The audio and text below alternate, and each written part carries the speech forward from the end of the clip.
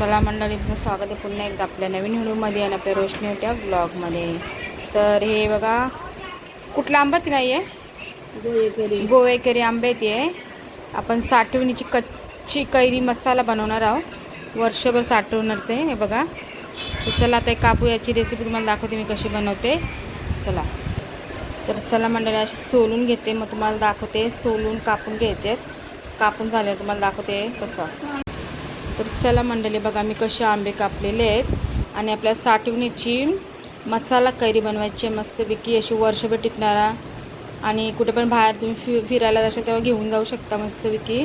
त्याच्यासाठी घेतलं आहे हिंग, चाट मसाला, काश्मीरी मिरची, हा पिंक मीठ आहे, आणि इथं आहे ब्लॅक सॉल्ट.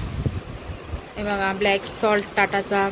इथं आहे मीठ आहे, मीठ नाही सॉरी, काय आहे, पिठी साखर आहे. इथे पिठी साखर, इथं पिठी साखर आहे बघा, पिठी साखर घेतलेली आहे.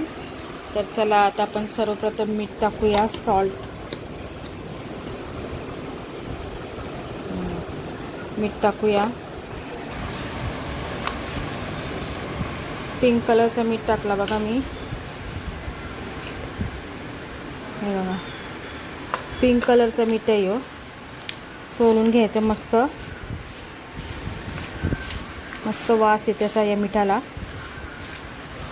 बघा,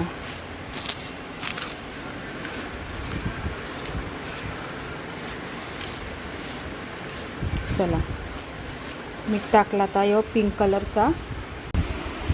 तर चला म्हणजे बघा, असे मी आता फॅनच्या खाली वाळत टेकले घरामध्ये बघा. आणि आता 2 दिवस, 1 दिवस म्हणजे असं घरातच सुकत ठेवायचं आहे फॅनच्या खाली. नंतरला आपण उद्या आहे ना याला उन्हामध्ये सुकत टाकू, आणि सुकल्यावर तुम्हाला मी दाखवणार आपली मस्त अशी साठवणीची कैरी मसाला बघा. चला आता झाल्यावर तुम्हाला दाखवते उन्हात सुकवल्यावर.